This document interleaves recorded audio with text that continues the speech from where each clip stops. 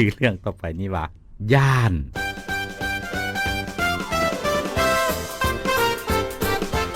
อย่างมาฟังเบิ่งหลังจากผัวเมียได้แต่งงานแต่งการกันเป็นผัวเป็นเมียกันแล้วอยู่น้ำกันมาระยะนึงก็ยังเป็นข้าวไหม้ปั๊มหอมอยู่เนาะทางผัวก็ได้เว้ากับผู้เป็นเมียว่านี่นะอันน้องอายเว้าชื่อตอนน้องเป็นสาวหันน้องย่านยั่งหลายที่สุดในชีวิตว่าจังซะอยากถามเบิ่งว่าเมียสิย่านหยังเด้ทางผู้อันเมียเพิ่นนี่ก็เลยว่ากันนะ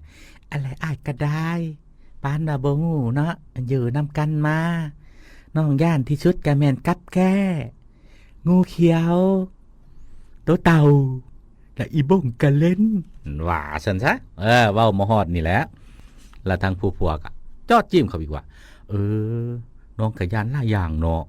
แต่ว่าอ้ายอยากฮู้ว่าอันที่สุดที่น้องย่านหั่นนะเว้าให้อ้ายฟังดูว่าซั่นทางผู้เมียคนนึงก็สัตว์ขึ้นเลยว่าอันนั้นว่าอ้ายย่านที่สุดในชีวิตน้องนี่ก็แม่นย่านบ่ได้ผัว